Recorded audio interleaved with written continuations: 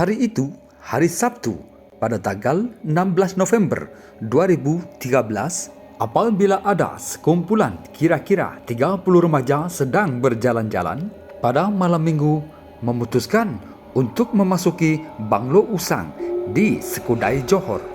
Karena tertarik dengan berita bahwa banglo itu sangat menyeramkan, ke-30 remaja tersebut ingin menguji nyali dan memasuki pada tengah malam. Tanpa diduga, tindakan mereka memasuki banglo seram itu akhirnya menjadi malapetaka yang menggemparkan Malaysia. Bagaimana tidak, beberapa jam setelah kumpulan remaja terbabit menerobos masuk ke dalam kawasan banglo, media sosial Malaysia dihebohkan dengan cerita konon 23 dari remaja terbabit hilang gaib di kawasan tersebut. Penyebaran berita yang cukup cepat dan meluas ketika itu menyebabkan ramai yang kebingungan dan bertanya-tanya, apa sebenarnya yang terjadi kepada mereka? Adakah mereka sesat dan dibawa ke alam lain, ataukah itu angkara makhluk halus yang mendiami Villa Nabila tersebut? Bertindak dari laporan sosial media itu, maka beberapa wartawan mencoba menjejaki keaslian hal tersebut. Beberapa wartawan berhasil menemu rumah remaja terbabit dan ternyata kisah yang diceritakan oleh mereka ketika memasuki kawasan tersebut amat menyeramkan dan menakutkan.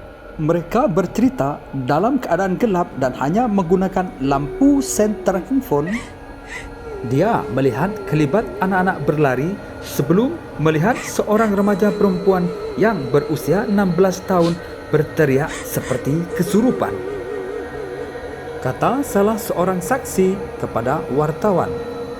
Dan katanya lagi, sebelum ia berkumpul dengan 29 teman yang lain di sekitar bandar sebelum mereka memasuki banglo tersebut. Apabila tiba di pekarangan banglo, mereka mulai merasa ketakutan. Kemudian mereka berpencar untuk mencari hal-hal aneh di sekitar tempat banglo itu, dengan tujuan agar mereka bisa mengecek semua ruangan di banglo tersebut. Menurutnya, mereka berjalan dengan perlahan, dan apabila memasuki kamar di tingkat 2 banglo itu, tiba-tiba dia melihat anak-anak melintas di depannya. Di waktu yang sama, salah seorang temannya, seorang perempuan, tiba-tiba menjerit dan seketika pingsan. Karena bimbang dengan keselamatan diri, akhirnya mereka bersama keluar dari banglo tersebut. Mereka kemudian membawa remaja perempuan itu ke sebuah masjid di Ayer Molek yang tidak jauh dari lokasi itu. Untungnya, salah satu jemaah berhasil menyadarkan gadis tersebut. Dan Man, salah satu dari rombongan tersebut berkata, salah satu teman mereka hilang karena berpencar dari rombongan. Sementara itu, pihak polisi menyangkal tuduhan tentang adanya kehilangan 23 remaja di tempat tersebut. Sebaliknya, siasatan hanya mendapati seorang remaja lelaki berusia 16 tahun yang hilang karena laporan dari orang tua mangsa. Akhirnya, pada 19 November, 3 hari selepas kejadian yang menggemparkan Malaysia itu, kehilangan remaja itu terungkap.